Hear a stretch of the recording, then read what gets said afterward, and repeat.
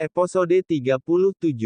Setelah sholat Isya, Sylvia membacakan cerita hingga Safira tertidur. Saking lelahnya Sylvia hampir tertidur, namun ia ingat mulai hari ini ia akan tinggal di kostannya lagi. Sylvia tak mau terlalu dekat dengan Angga, takut timbul fitnah walaupun di rumah Angga sudah ada Biminah. Sylvia membawa tas kecilnya dan tak lupa memakai jaket karena udara di luar dingin. Saat turun tangga Sylvia melihat Angga yang sedang senderan di sofa menonton TV acara bola. Angga sengaja menunggu Sylvia, karena Angga yakin ia akan kembali ke tempat kosnya. Saat tiba di bawah, Angga langsung bertanya pada Via. "Jadi pulang ke kostan? Ini sudah malam," ucap Angga terlihat khawatir. "Iya mas, seperti yang Via bilang, walaupun Via tidur di kostan tapi Via gak akan mengurus Safira." "Ya sudah, biar saya antar," ucap Angga. "Gak usah mas, Via pulang sendiri saja, kasihan Safira nanti takut mencari mas." "Angga," ucap Sylvia, "yang ada Safira mencari kamu Via, bukan aku. Walaupun aku ayah kandungnya, namun Safira sudah ada ikatan batin denganmu dan tak mau jauh darimu Via," ucap Angga.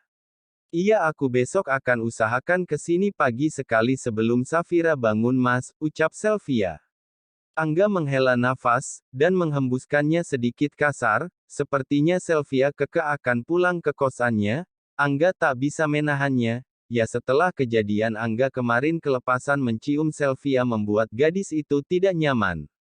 "Aku pamit mas, assalamualaikum," ucap Sylvia pada Angga dan berjalan meninggalkan Angga sendiri. Namun sebelum Sylvia sampai pintu, Angga langsung bersuara. "Saya akan tetap antar kamu. Ini sudah malam, saya takut terjadi apa-apa padamu. Biar saya baik tidak Biminah untuk menemani Safira," ucap Angga tanpa penolakan. Angga tegaskan.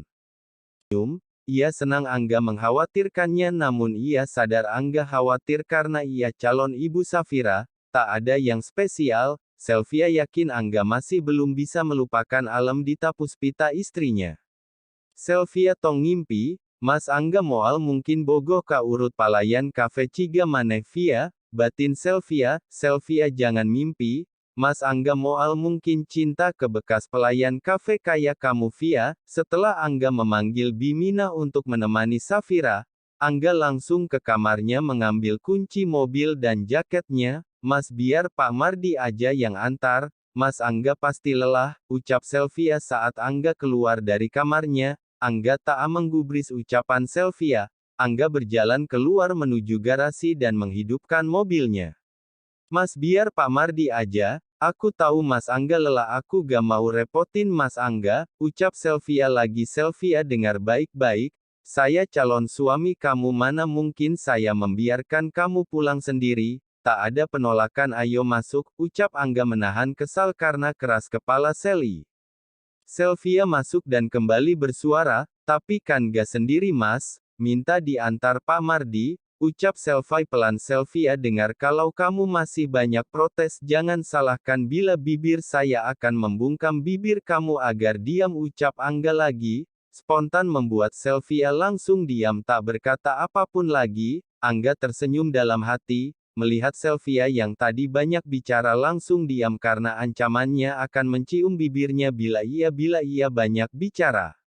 Selama perjalanan ke kostan, Angga dan Sylvia saling diam, tak ada yang bersuara, hanya suara lagu di radio mobil Angga. Sylvia hanya menatap keluar jendela kaca mobil Angga. Semenjak mendengar ancaman Angga tadi, pikiran Sylvia tak karuan. Sylvia gak Angga mencium bibirnya lagi seperti waktu itu. Angga sesekali melirik Sylvia. Sylvia yang dilirik tak tahu karena posisinya duduk menyamping melihat ke arah kaca jendela mobil. Angga tahu Sylvia menghindarinya. Setelah 30 menit, Angga sampai di depan kostan Sylvia. Sylvia sudah bersiap turun setelah Angga menghentikan mobilnya. Namun saat Sylvia akan membuka pintu mobil Angga, pintunya masih terkunci. Angga sengaja belum membuka kunci pintu mobilnya. "Mas, kenapa masih terkunci? Aku mau keluar," ucap Sylvia pada Angga. "Kamu gak mau ucapkan terima kasih dulu atau tindakan apa gitu padaku setelah aku mengantarkanmu?"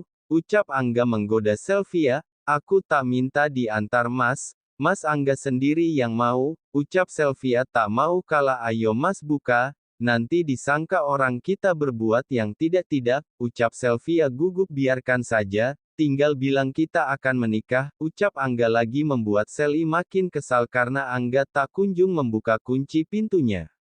Baiklah Pak Angga Prayuda Dirgantara, kalau Anda tidak mau membuka pintu mobilnya, saya mau teriak saja kalau saya mau diculik, ucap Sylvia memberanikan menatap Angga, tanpa aba-aba Sylvia langsung berteriak. Tolong, ucap Sylvia tidak terlalu kencang karena ia cuma berniat mengerjai Angga. Iya via saya buka jangan berteriak, ucap Angga panik. Angga langsung memencet tombol otomatisnya dan pintu mobil terbuka.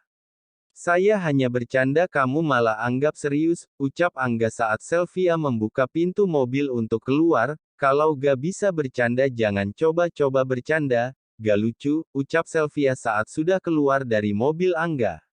Angga pikir Sylvia makin kesini makin cerewet saja, selalu bisa menjawab apa yang Angga, tapi di sisi lain Angga senang berarti Sylvia sudah tak mendiamkannya gara-gara waktu itu Angga kelepasan mencium bibirnya. Ya sudah aku pamit pulang, segera tidur sudah malam, besok pagi saya jemput, ucap Angga menyalakan mobilnya. Iya Mas, makasih udah mau antar via.